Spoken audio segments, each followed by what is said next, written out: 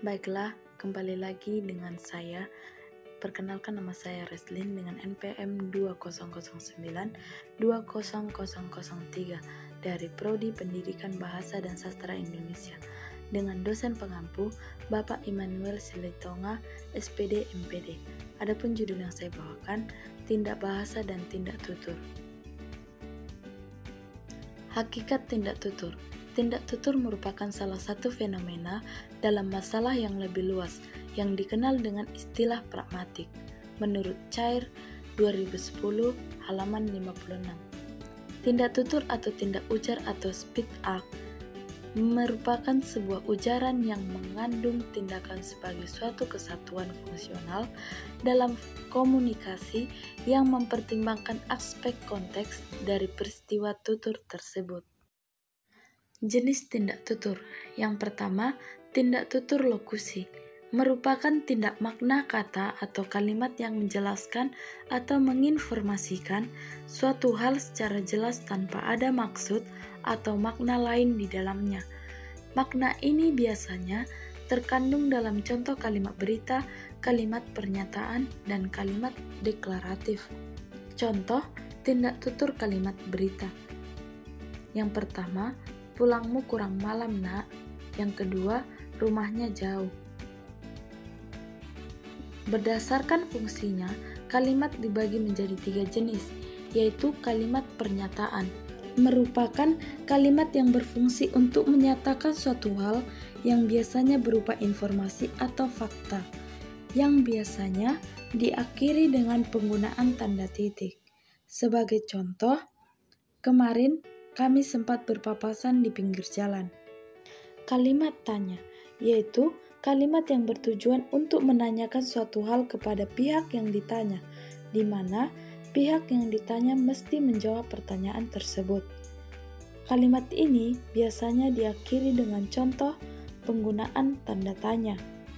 Dengan contoh, apakah kamu sudah sarapan pagi tadi? Kalimat perintah, yaitu kalimat yang berisi perintah atau bujukan kepada seseorang agar seseorang tersebut mau melaksanakan perintah atau bujukan tersebut.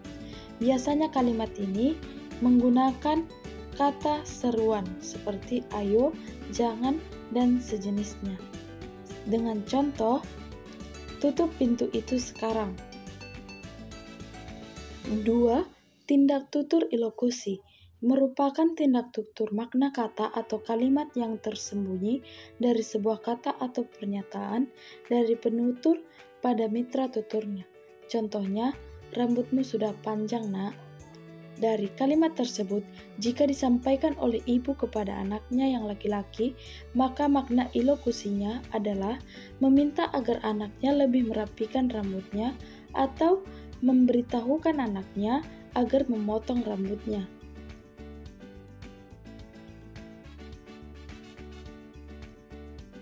3. Tindak tutur perlokusi merupakan tindak tutur pemaknaan atau sikap seseorang terhadap suatu kalimat yang dia dengar atau yang dia baca. Contohnya, pada kalimat awas tegangan tinggi.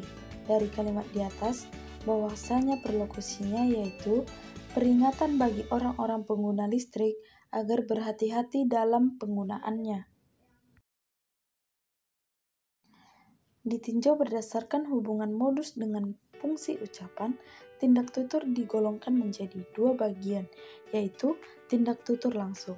Merupakan tindak tutur yang terjadi apabila penutur menggunakan kalimat sesuai dengan modusnya.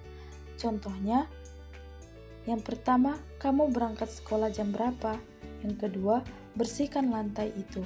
Dari kalimat kedua di atas, sering kita ketemui bahwasanya kalimat itu secara langsung diucapkan pembicara kepada seseorang.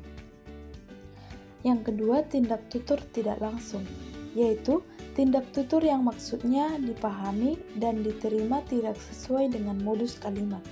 Misalnya, maksud memerintah diutarakan dengan kalimat bermodus berita atau tanya agar orang yang diperintah tidak merasa bahwa diperintah. Bentuk tindak tutur tak langsung dapat dilihat pada contoh berikut.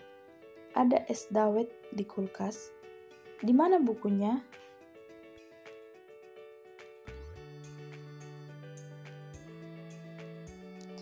Ditinjau berdasarkan makna kata yang menyusunnya, tindak tutur dibagi menjadi dua.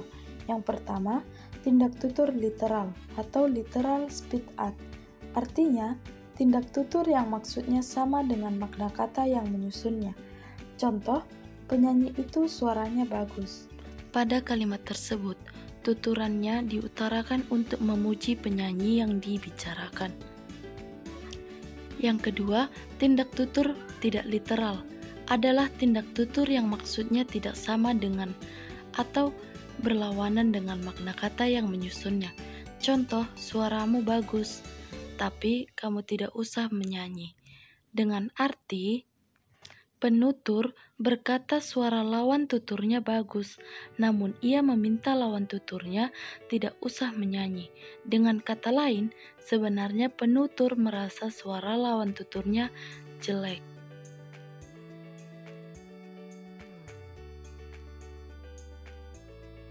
Baiklah, sekian dari penjelasan saya. Sampai ketemu di video selanjutnya. Terima kasih.